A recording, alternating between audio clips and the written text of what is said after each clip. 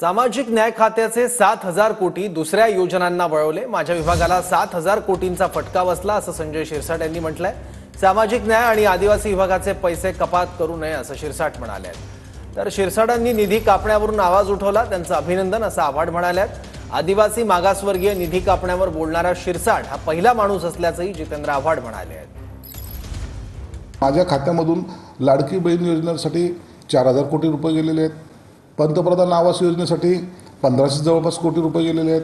ऊर्जा विभाग वीज सवलतीसाठी 1,400 कोटी रुपये गेलेले आहेत। म्हणजे एकंदरीत 7,000 कोटीचा फटका हा माझ्या विभागाला बसलेला आहे। ज्यांना आपल्याला थोडंसं मेन स्ट्रीम लाईनमध्ये आणायचं आहे त्यासाठी हा असलेला विभाग आहे। याच्यात जर कदा कट बसला तर कामं कशी व्हायची, कायद्यानुसार जे आम्हाला तरतूद तुम्हाला करावी लागते ती करा। त्या व्यतिरिक्त जर तुम्ही काही तरतूद करत असाल तर ते तुम्हाला वळवता येतील।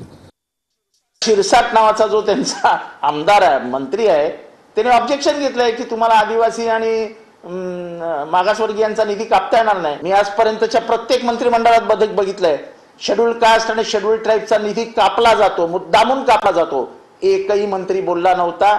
मी संजय शिरसाटचं मनापासून अभिनंदन करतो की हिम्मत दाखवली त्यांनी की तुम्हाला आमचा निधी कापता येणार नाही। मागासवर्गीयांना कायम ढकलूनच द्यायचं बाहेर, ही जी शासकीय परंपरा आहे त्याला छेद देण्याचं काम शिरसाटने केलंय। मी उघडपणाने शिरसाटच्या बाजूने